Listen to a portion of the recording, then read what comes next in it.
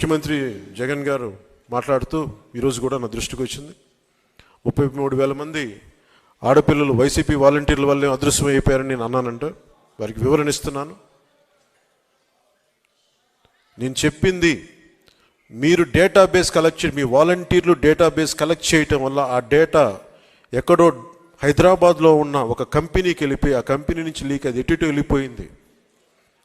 అదే చెప్పాను తప్ప ఏ రోజు కూడా వాలంటీర్ వ్యవస్థ సంపూర్ణంగా వాళ్ళు చేశారని నేను ఇప్పుడు అనలేదు.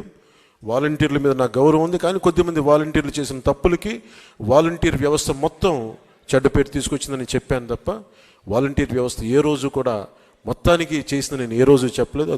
ముఖ్యంగా వాలంటీర్స్గా పనిచేస్తున్న యువతకు ప్రత్యేకించి తెలియజేస్తాను. మీ భవిష్యత్తుకు కూడా మేమందరం అండగా నిలబడి ఉంటామని తెలియజేసుకుంటున్నాం. ఈ ఉద్దేశంలో ఈ క్రమంలో జగన్ గారు ఒక నిజమైతే చెప్పారు. 33,000 మంది ఆడపిల్లలు ఆంధ్రప్రదేశ్ నుంచి అదృశ్యమైతే ఆయన అయితే చెప్పారు. ముందు నేను చెప్పినప్పుడు ఎవరు నమ్మలేదు. కేంద్ర హోంశాఖ సహాయ మంత్రి చెప్పిన తర్వాత ఇది బయటకు వచ్చింది. అప్పుడు అందరూ నమ్మారు. ఈ రోజుకి ఒక ప్రెస్ మీట్ పెట్టని వ్యక్తి నన్ను కానీ నాయకులు తెలుగుదేశం పార్టీ జాతీయ అధ్యక్షులు ఆయన తిట్టడం తప్ప మా ఇద్దరిని తిట్టడం తప్ప వేరే పని లేదు.